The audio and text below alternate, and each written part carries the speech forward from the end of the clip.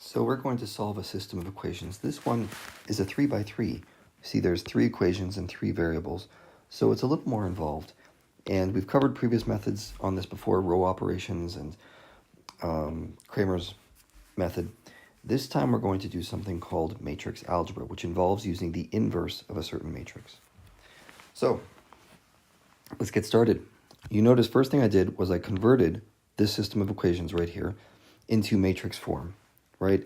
AX equals B, where A is the coefficient matrix. You can see those numbers are just the coefficients of these variables over here.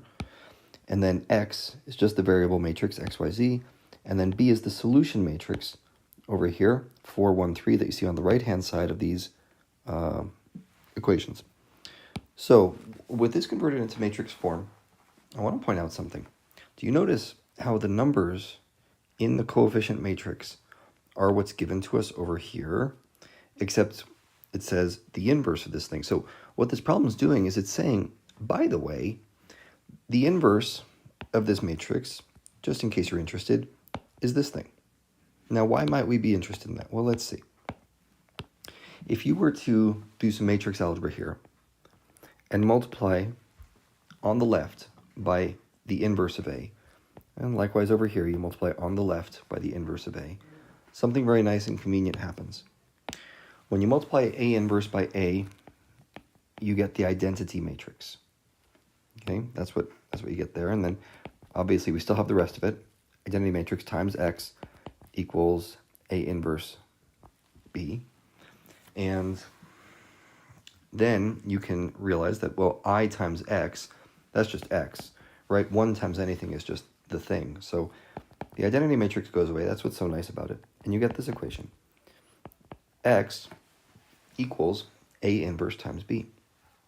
Now, X is what we're looking for. I would love to know what these things are. That's the point of the problem. We want to know what X, Y, and Z are. So we're going to solve this equation by taking A inverse and multiplying by B.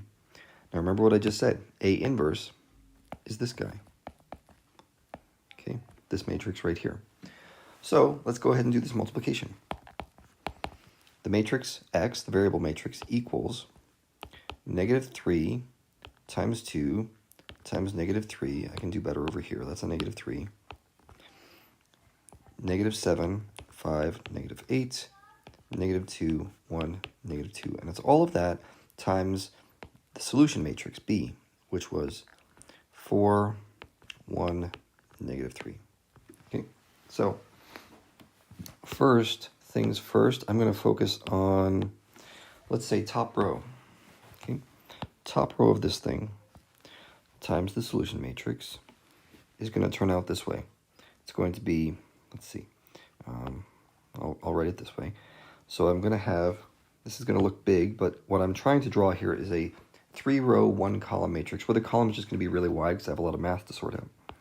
So it's negative 3 times 4 plus 2 times 1 plus negative 3 times negative 3.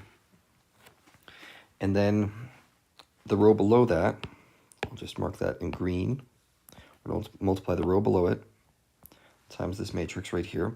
We get negative 7 times 4 plus 5 times 1 plus negative 8 times negative 3. And the last row here, the third row, times the solution matrix is going to be negative 2 times 4 plus 1 times 1 plus negative 2 times negative 3.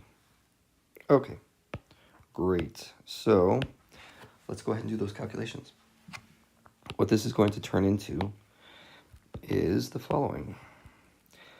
Negative 3 times 4 is negative 12. 2 plus 1, 2 times 1 is 2. And this guy over here is 9. So negative 12 plus 2 plus 9. Can do the math on that one. That's going to be negative 1. For the next row down, we get negative 28 plus 5 plus 24. So that looks like a positive 1 once you add those together. And this last one here is going to be negative 8 plus 1 plus 6. So that's going to be negative, I don't know why I drew that, negative 1. Okay, remember, that's what X is. Now x from earlier is just x, y, z. So if you compare these things, let's do that. Let's drag this guy over here. I need you right over here. Okay, compare this. -1, 1, -1. So that means if you read that set of numbers, x is -1, the top entry, y is the middle one, that's 1, z is the bottom one, -1.